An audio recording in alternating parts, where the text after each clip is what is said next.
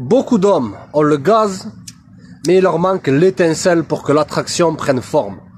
Aujourd'hui, frère, c'est une vidéo qui m'a été inspirée par un jeune abonné qui me dit que essentiellement il a affaire qu'avec des femmes qui ont un bas niveau d'intérêt ou des femmes qui sont coup-ci, coup-ça, et il souhaiterait avoir une phrase magique, entre guillemets, pour relancer cette étincelle que tu as perdue de manière initiale.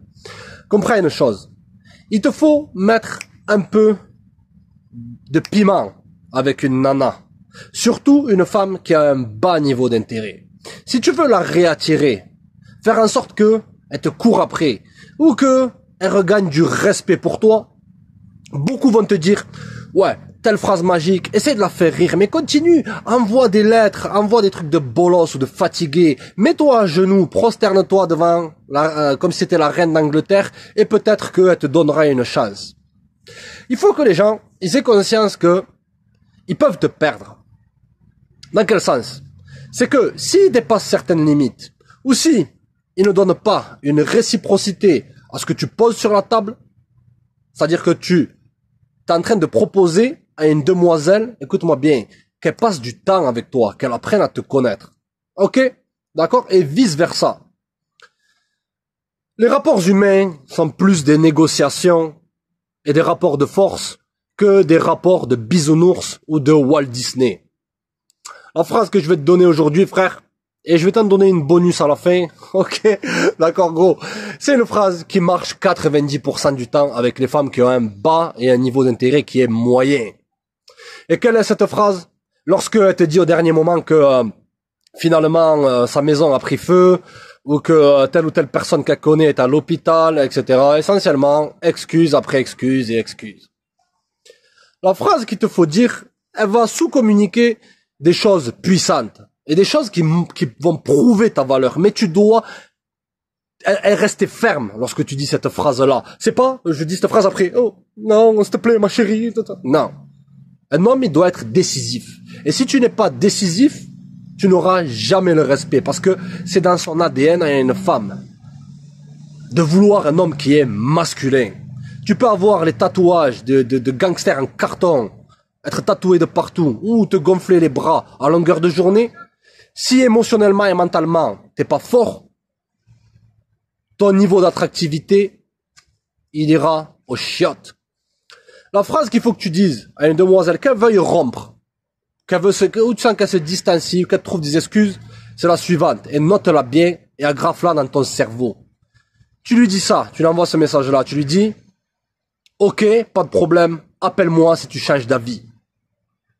Ce que tu es en train de faire, c'est que tu es en train de montrer que tu vas pas ramper devant elle ou lui lécher les pieds ou encore plus persévérer.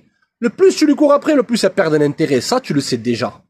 Mais si tu veux si tu veux tourner les tables en te disant c'est moi le prix, c'est moi qui lui laisse une chance pour qu'elle soit dans ma vie, dis-lui simplement ça.